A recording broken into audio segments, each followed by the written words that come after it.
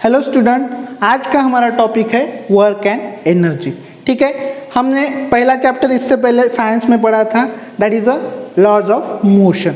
Okay, आज का हमारा टॉपिक है वर्क एंड एनर्जी। ठीक है, एकदम इजी चैप्टर है, आपको इजीली वो अंडरस्टैंड हो जाएगा। अब इस चैप्टर में हम पढ़ने क्या वाले हैं, ठीक है, तो चलो देखते हैं हम क्या पढ़ने वाले हैं। पहला टॉपिक हम पढ़ने वाले हैं वर्क।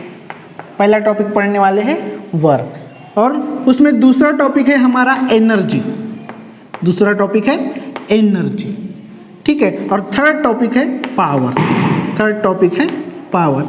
अब हमारे चैप्टर का नेम ही इंडिकेट कर रहा है कि हमें इस चैप्टर में क्या पढ़ने वाले हैं, वर्क एंड एनर्जी। हम इसमें वर्क पढ़ने वाले हैं और एनर्जी पढ़ने वाले हैं। साथ में एक टॉपिक है पावर, ये भी हम इस चैप्टर में स्टडी करने वाले हैं। ठीक है, तो ये है हमारे पॉइंट इस चैप्टर के। ये 3 पॉइंट हमने पढ़ लिए, हमारा चैप्टर हो गया खत्म। ठीक है, तो हमें इस चैप्टर में सिर्फ क्या पढ़ना है, work, energy and power. Work, energy and power. तो ठीक है, तो सबसे पहले स्टार्ट करते हैं वर्क। तो पहला टॉपिक है हमारा वर्क। पहला टॉपिक है वर्क। ठीक है, अब ये वर्क जो वर्ड है, ये हम डेली लाइफ में जनरली यूज करते हैं। ठीक है, मतलब हम स्टडी कर रहे हैं तो वर्क कर रहे हैं। सिंगिंग, डांसिंग, वॉकिंग, ये जो हमारी डेली लाइफ की जो एक्टिविटीज़ है, तो ये क्या बोलते हैं हम, ये वर्क ही है। ठीक है, watching a TV, playing, singing, dancing, ये सारी जो हमारी डेली लाइफ की फिजिकल एंड मेंटल एक्टिविटीज़ होती हैं, इन्हें हम क्या बोलते हैं, वर्क बोलते हैं। क्या बोलते हैं, वर्क बोलते हैं। लेकिन क्या इस हर एक्टिविटी को वर्क बोला जाता है? तो इसका सॉल्यूशन हमें मिलेगा इस चैप्टर में। ठीक है, तो साइंस में इन सारी मेंटल एंड फिजिकल एक्टिविटी को वर्क नहीं बोला जाता। तो फिर सर, अगर इन एक्टिविटीज़ को वर्क नहीं बोला जाता तो वर्क किसे कहते हैं? बराबर है, ये क्वेश्चन तो हमारे माइंड में आना चाहिए कि जब हम वॉचिंग टीवी करते हैं, टीवी देखते हैं या फिर स्टडी करते हैं, तो हमारी एनर्जी पूरी चली जाती है, हम एग्जॉस्ट हो जाते हैं। तब हम बोलते हैं कि सर हमने बहुत काम कर लिया, मैंने बहुत स्टडी कर ली है, अब हम मम्मी से बोलते हैं मम्मी अब मुझे सोना है, मैंने बहुत काम कर लिया। या फिर कोई मजदूर खेती में काम करता है और वो पूरे दिन काम करता है और घर में आके बोलता है मैंने बहुत काम कर लिया, अब मुझे आराम करना है। ठीक है, इसी वर्ड से कुछ वर्ड्स हम डेली लाइफ में सुनते, जैसे वर्कआउट। बहुत सारे जो यंग बॉयज़ है या फिर लेडीज़ है, वो जिम में जाते हैं और वहाँ पे वर्कआउट करते। क्या करते हैं, वर्कआउट। उसमें भी क्या आया, वर्क वर्ड आया। ठीक है, और उसके बाद होमवर्क, जैसे हम आप लोगों को होमवर्क देते हैं तो उसमें भी एक वर्क शब्द वहाँ पे यूज़ होता है, वर्क यूज। लेकिन ये सारी चीज़ें वर्क है क्या? तो फिजिक्स में इन सारी चीज़ों को वर्क नहीं बोला जाता। तो फिजिक्स में वर्क किसे बोला जाता है, चलो देखते हैं वर्क। ठीक है, मान लो ये एक ऑब्जेक्ट है। ठीक है, हमारे पास एक ऑब्जेक्ट है, तो मैंने इस डायरेक्शन में एक फोर्स लगाया, दैट इज एफ। अब हम फोर्स किससे डिनोट करते हैं, एफ से डिनोट करते हैं। ठीक है, तो मैंने इस ऑब्जेक्ट को क्या लिया, लगाया, एक फोर्स लगाया। तो इस फोर्स की वजह से ये ऑब्जेक्ट इस डायरेक्शन में क्या हुआ, डिस्प्लेस्ड हुआ। डिस्प्लेसमेंट हमने पढ़ा था पहले चैप्टर में, डिस्प्लेसमेंट। तो this is our displacement, it is denoted by small S. Displacement को हम किससे डिनोट करते हैं, स्मॉल एस से। मगर ये डस्टर है, इसको मैंने एक डायरेक्शन में फोर्स लगाया, तो ये डस्टर क्या हुआ, डिस्प्लेस हुआ फोर्स के ही डायरेक्शन में। That is called as a work. The work said to be done when the force applying on an object and object gets moved or displaced। ठीक है, फोर्स वर्क डन साइंस में कब बोला जाता है कि वर्क हुआ है, when the force is applied on an object that causes a displacement, that object causes a displacement। अगर हम किसी ऑब्जेक्ट पे फोर्स लगाते हैं और वो ऑब्जेक्ट डिस्प्लेस होता है, तो उसी को हम क्या बोल सकते हैं, वर्क डन। उसे ये क्या बोल सकते हैं, वर्क बोल सकते हैं, या work is done. work is done, work is said to be done when the force is applied on a object and object causes a displacement in the direction of force. ठीक है, समझ में आया कि वर्क डन क्या होता है कि अगर हम किसी चीज़ को फोर्स लगाते हैं और वो ऑब्जेक्ट क्या होता है, डिस्प्लेस होता है, some amount of displacement, then we can say that the work is done, the work is done. तो इससे क्या बोला जाता है, वर्क डन। इसे फिजिक्स में क्या बोला जाता है, वर्क डन। साइंस में इसे वर्क डन बोला जाता है। अब मैंने एग्जांपल बताया कि आप टीवी देख रहे हो, लेकिन टीवी देखते समय आप फोर्स नहीं लगा रहे हो, ठीक है, फोर्स लगा भी रहे हो, लेकिन कोई भी चीज़ डिस्प्लेस हो रही है क्या, नहीं, डिस्प्लेस हो रही है नहीं, वो सारी चीज़ें अपनी जगह पर ही है। तो उस मेंटल एक्टिविटी को आप वर्क डन बोलोगे क्या, फिजिक्स में उसे वर्क डन नहीं बोला जाता। ठीक है, फिर आप होमवर्क कर रहे हो, उसमें भी आप क्या कर रहे हो, मेंटल एक्टिविटी ही कर रहे हो, ठीक है, और कुछ फिजिकल एक्टिविटी भी कर रहे हो, लेकिन उस ऑब्जेक्ट में भी क्या हो रहा है, कोई चीज़ डिस्प्लेस हो रही है क्या, नहीं। तो ऐसे एक्टिविटीज़ को हम वर्क डन, फिजिक्स में वर्क डन नहीं बोला जाता।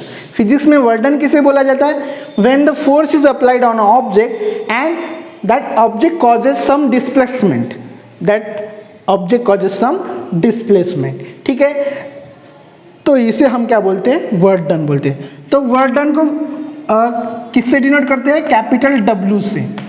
हम इस चैप्टर में वर्क डन को किससे रिप्रेजेंट करेंगे, कैपिटल W से। तो ये क्या होता है, capital W is a product of force and displacement, product of force and displacement. अब यहाँ पे मैंने डॉट प्रोडक्ट लिया है, ये डॉट प्रोडक्ट क्रॉस प्रोडक्ट क्या होती है आप 11th में पढ़ोगे। सिर्फ मान लो it is a multiplication of force and displacement. ठीक है, तो वर्क डन क्या होता है, force into displacement, force into displacement, this is our work done. अब यह कैपिटल होगा और यह स्मॉल होगा, क्योंकि हम डिस्प्लेसमेंट किससे डिनोट करते हैं, स्मॉल एस से। ठीक है, so this is our force. तो ये भी बोल सकते हो another definition of work done, it is the product of force and displacement, it is the product of force and displacement. अब इसका वर्क डन का यूनिट क्या होगा, वर्क डन का यूनिट, अब हमें पता है कि फोर्स का यूनिट क्या होता है, न्यूटन होता है, पढ़ा था हमने 8th स्टैंडर्ड में। ठीक है, फोर्स का यूनिट क्या होता है, न्यूटन। अब ये डिस्प्लेसमेंट है, डिस्प्लेसमेंट मतलब डिस्टेंस ही होता है, डिस्प्लेसमेंट मतलब क्या होता है, डिस्टेंस। अब डिस्टेंस हम ऐसा यूनिट में कौन सी क्वांटिटी में मेजर करते हैं, मीटर में। किससे मेजर करते हैं, मीटर में। तो वर्क डन का यूनिट क्या बना, न्यूटन मीटर। क्या बना, न्यूटन मीटर। क्या बना वर्क डन का यूनिट, न्यूटन मीटर। तो इसे ही बोला जाता है जूल, इसे ही क्या बोला जाता है, जूल। क्या बोला जाता है, जूल। न्यूटन मीटर को ही क्या बोला जाता है, जूल बोला जाता है। तो that is a unit of a what, work done. Work done का यूनिट क्या है, जूल और न्यूटन मीटर, जूल और न्यूटन मीटर। ठीक है, ये तो हो गया SI यूनिट। SI यूनिट मैंने कब यूज़ करने को बोला था और CGS यूनिट कब यूज़ करने को बोला था वो बताया था। अगर लार्ज क्वांटिटी में है तो हम SI यूनिट यूज़ करते हैं, और स्मॉल क्वांटिटी में है तो हम CGS यूनिट। तो इसका CGS यूनिट क्या है, अर्ग है। क्या है, अर्ग। वर्क डन का CGS यूनिट क्या है, अर्ग। ठीक है, अब अर्ग के लिए हम बोल सकते हैं कि 1 जूल वर्क डन, 1 joule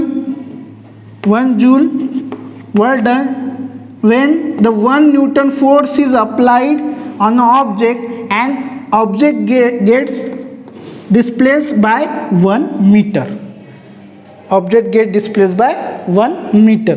तो ये हुआ हमारा उसका unit, 1 joule is equal to 1 Newton into 1 metre. ठीक है, और अब अर्ग में और जूल में क्या रिलेशन है, 1 जूल इज इक्वल टू 10⁻⁷ अर्ग। ये इन दोनों का क्या है, रिलेशन है। जैसे हम बोलते हैं ना 1 metre is equal to how much centimetre, 100 centimetre, बराबर है।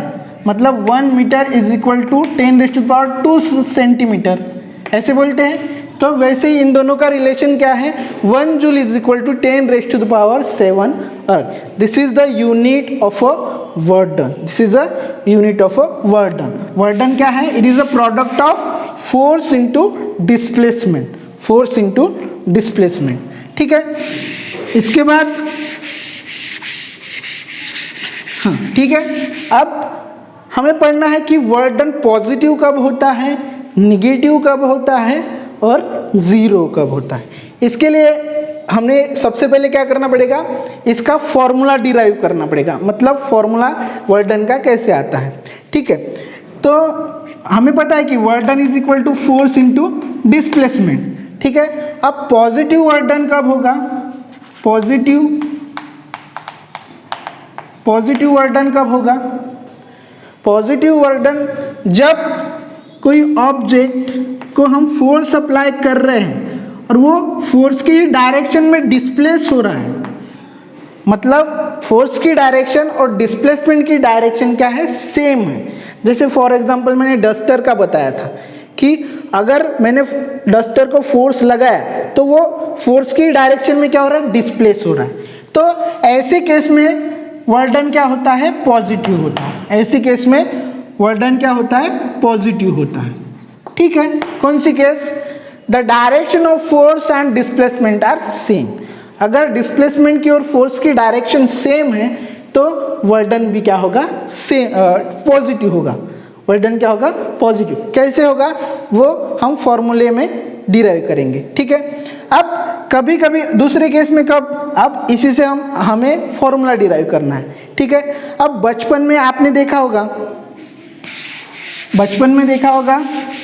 बचपन में हम वो टॉय कार खेलते थे। ठीक है, जैसे यहाँ पे हमारे पास एक व्हीकल होता था, जैसे हम बचपन में पेपर्स के वगैरह व्हीकल बनाते थे और वो चप्पल होती थी रबर की, उसके व्हील्स बनाकर उसे लगाते थे, बराबर है, ऐसे बचपन में खेलते थे और वहाँ पे एक रस्सी बांधकर उसे खींचते थे। ठीक है, बराबर है, अब इसे खींचते थे।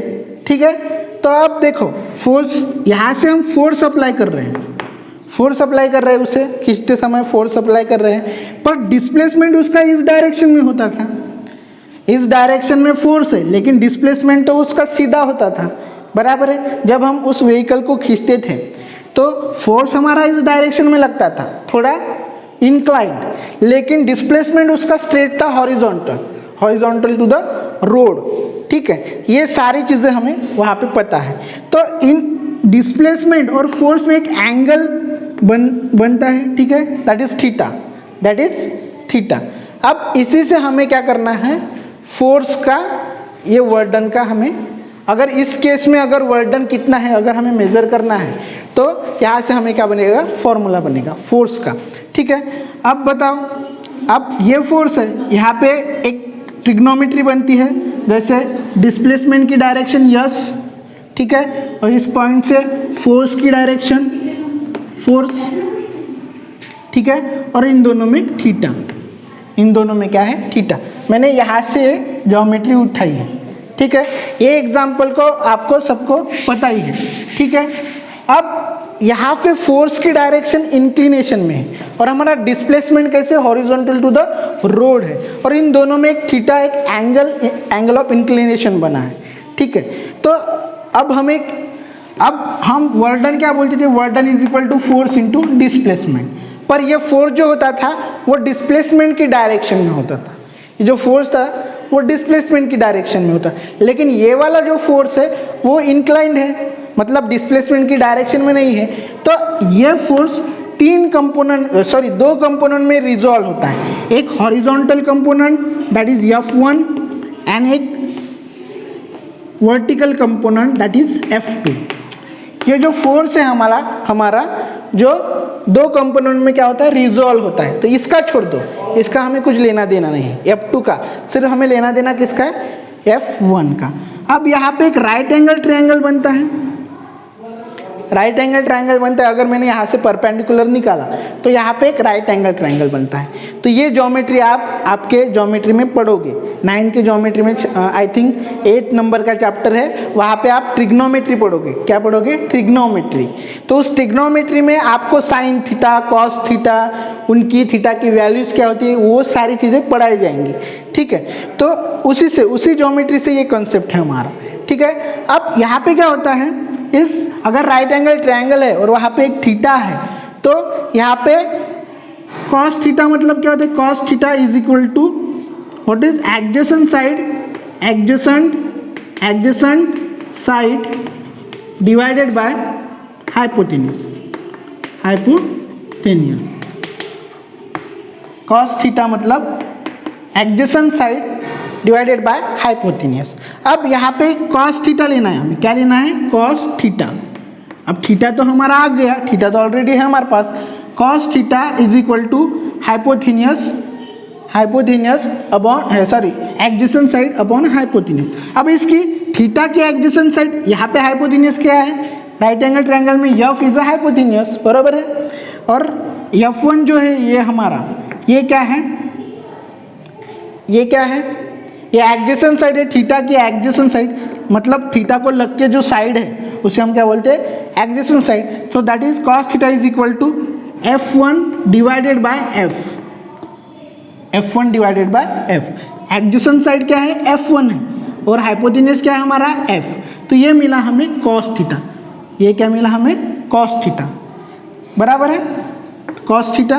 तो F1 की वैल्यू क्या होगी? F1 equal to F cos theta. F1 equal to F cos theta. F1 equal to F cos theta. यहाँ तक समझ में आया? F1 equal to F cos theta.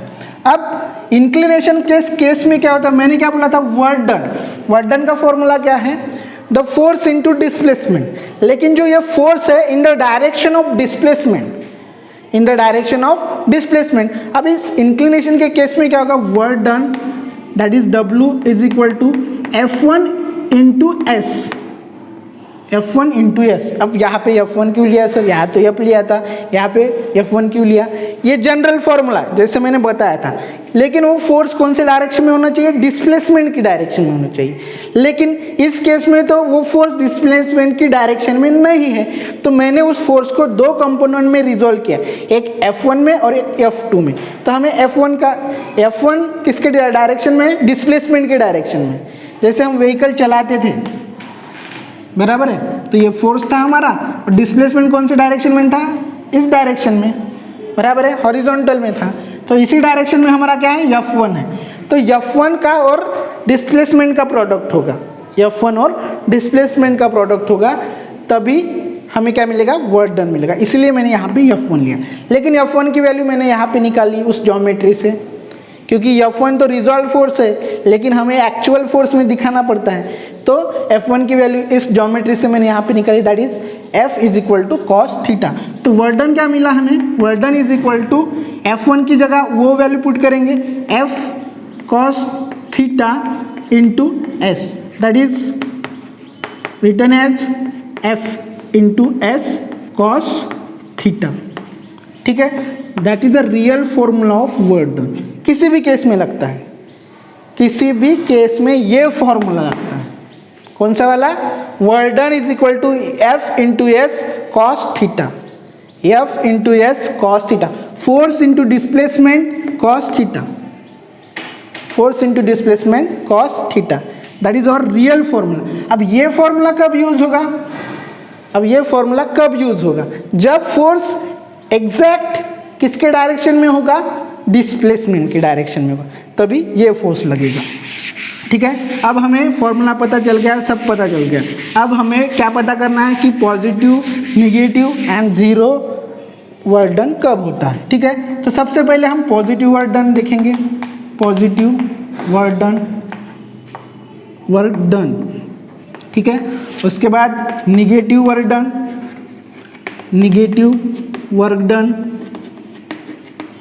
And than zero work done कब होता है। अब पॉजिटिव की केस मैंने बताई थी। अब देखो पॉजिटिव कैसे बना। पॉजिटिव केस में क्या बोला था मैंने कि अगर फोर्स हम लगाते हैं और फोर्स की और डिस्प्लेसमेंट की डायरेक्शन सेम होती है, फोर्स की और डिस्प्लेसमेंट की डायरेक्शन सेम होती है, तब हमारा वर्क डन क्या होता है, पॉजिटिव होता है। वर्क डन क्या होता है, पॉजिटिव। अब फॉर्मूले से अप्लाई करते हैं, ठीक है। हमारा फॉर्मूला क्या बना था, work done is equal to F into S cos theta, बराबर है। अब दोनों की डायरेक्शन सेम है, मतलब फोर्स भी इसी डायरेक्शन में और डिस्प्लेसमेंट भी इसी डायरेक्शन में, दोनों एक ही डायरेक्शन में, फोर्स एंड डिस्प्लेसमेंट। तो इन दोनों में एंगल कितना बना, 0, क्योंकि दोनों भी एक ही डायरेक्शन में। अब थीटा की जगह एंगल कितना लिखेंगे हम, थीटा इज इक्वल टू 0, बराबर है।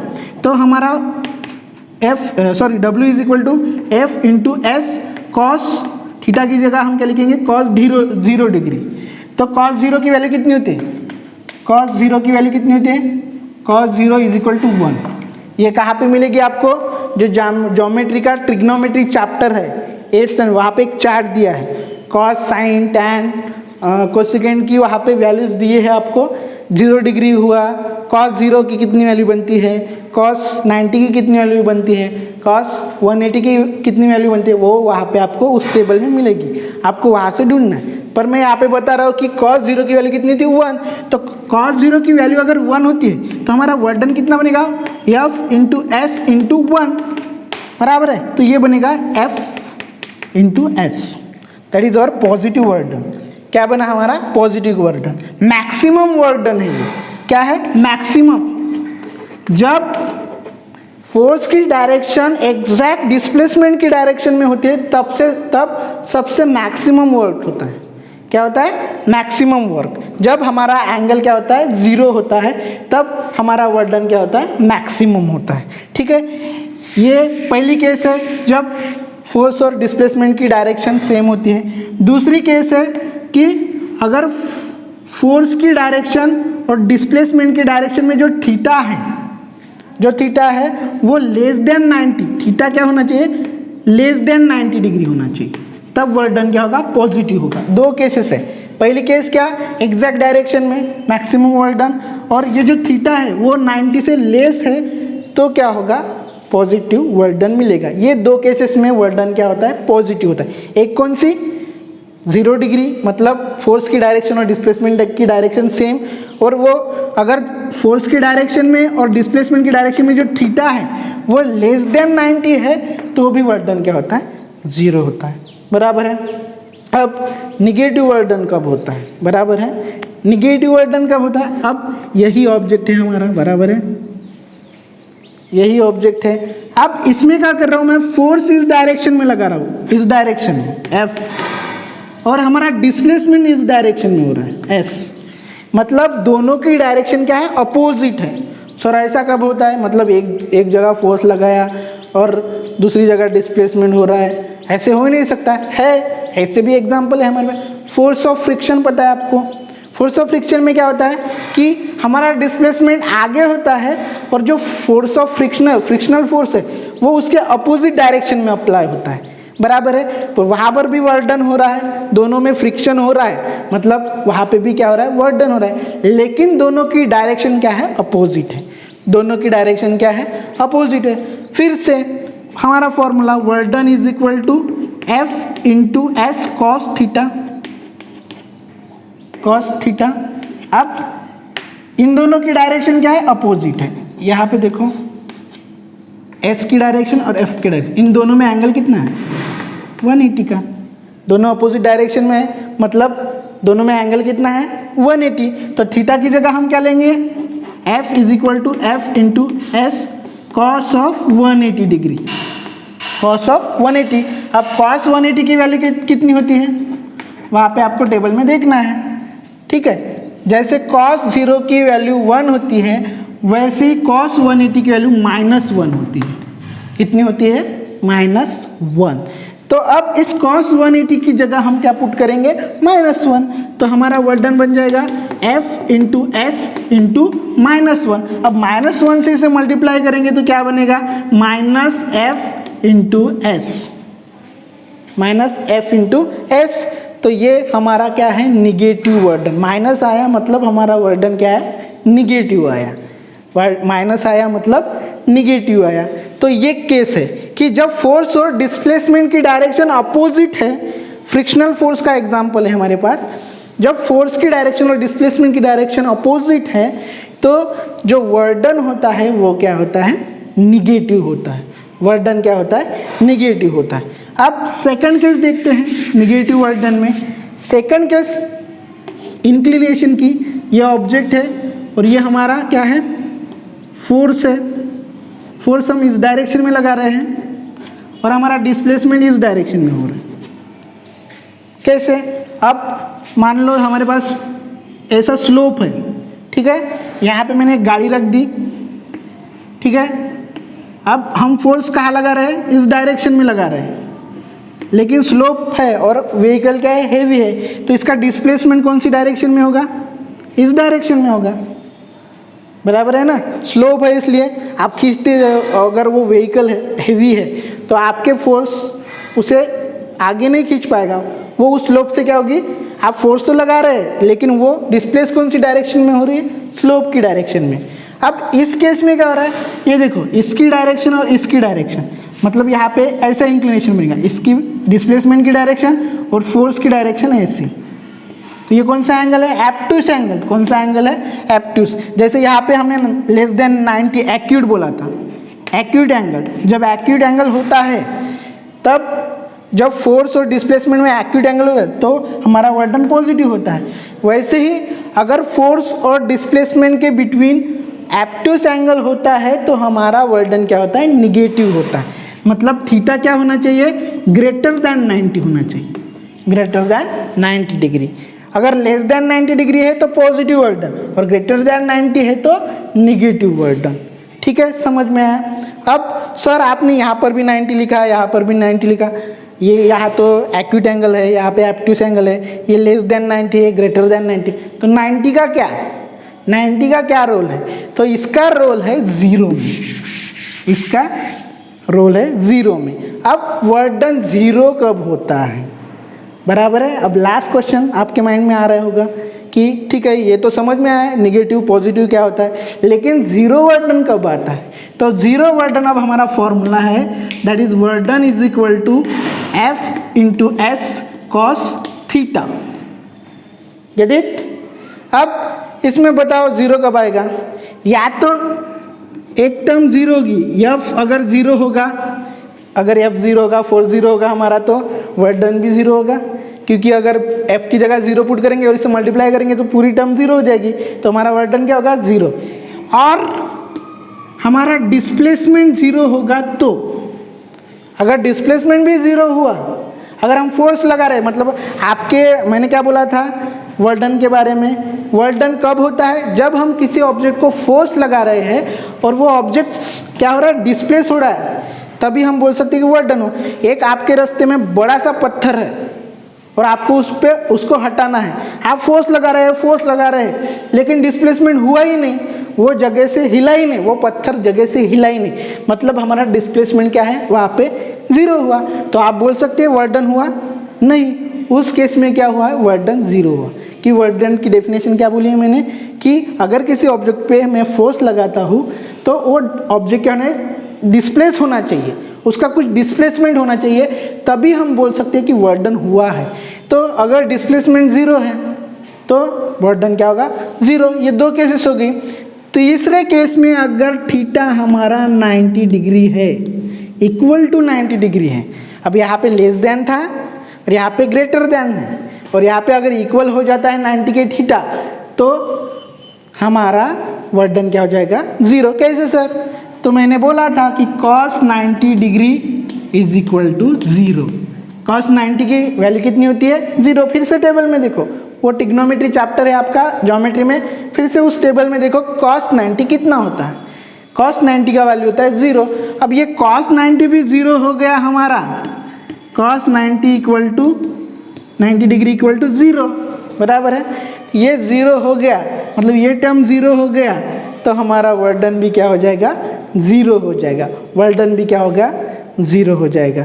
तो ये है हमारा वर्डन, ठीक है, पॉजिटिव कब होता है, नेगेटिव कब होता है और जीरो कब होता है। तो ठीक है, वर्क डन के बारे में पढ़ा है। वर्क डन क्या होता है, कब बोलते हैं कि वर्क डन हुआ है। Work is said to be done when the force is applied on an object and object get displaced और ऑब्जेक्ट कॉजेस अ डिस्प्लेसमेंट, या फिर ये भी बोल सकते हो कि work done is a product of force and displacement. ठीक है, सिंपल लैंग्वेज में। तो ये हुआ हमारा वर्क डन। वर्क डन में हमने उसका एसआई यूनिट पढ़ा, जूल, अर्ग, जूल का रिलेशन अर्ग के साथ 1 जूल इज इक्वल टू 10⁻⁷ अर्ग। ठीक है, उसके बाद वर्क डन निगेटिव कब होता है, पॉजिटिव कब होता है और जीरो कब होता है। ठीक है, ये सारी चीज़ें पढ़ी है। तो आपको अच्छे से आपकी बुक से रीड करना है। ये जो मैंने कॉन्सेप्ट यहाँ पे समझा के दिए हैं वो आपको रीड करने, और मोस्टली आपको वो डेरिवेशन याद रखना है। वो डेरिवेशन एग्जाम में पूछ सकते हैं। ठीक है, कि वर्क डन का जो हमने फॉर्मूला बनाया ना, W is equal to F into S cos theta, तो ये फॉर्मूला आया कैसे वो आपको वहाँ पे देखना है, वो डेरिवेशन आपको करके रखना है। ठीक है, तो नेक्स्ट वीडियो में मिलेंगे एनर्जी के साथ। ठीक है, थैंक यू।